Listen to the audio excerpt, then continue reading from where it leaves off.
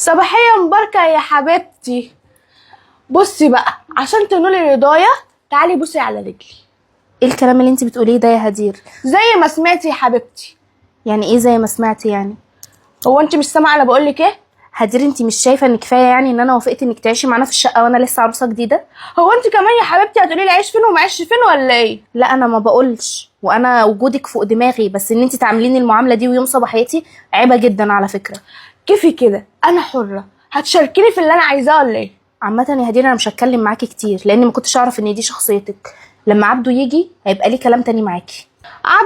عبده اخويا يا حبيبتي، واللي انا هقوله هو اللي هيمشي برضه. فاهمه ولا مش فاهمه؟ اعتبري ان انا مش فاهمه، بس اللي عايزه اقوله لك وعايزاه يرشق حلقه في ودنك كده، اللي انت بتقوليه ده عمره ما هيحصل.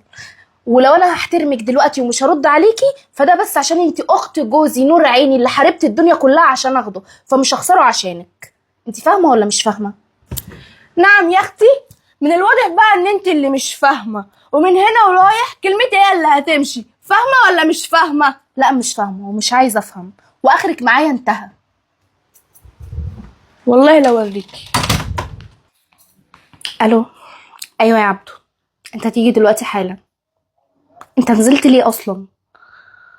طب بعد اذنك تعالى، لا في موضوع مهم لازم اتكلم معاك فيه. يا عبدو اخلص، يا عبدو تعالى. ماشي سلام. ماشي يا هدير، يا انا فيها يا انت النهارده. مش بعد ما وافقت انك تقعدي معايا وتقعدي فوق قلبي وانا لسه عروسه جديده تيجي كمان تعامليني المعامله اللي زي الخرا دي؟ بجد مش هسكت لك تاني.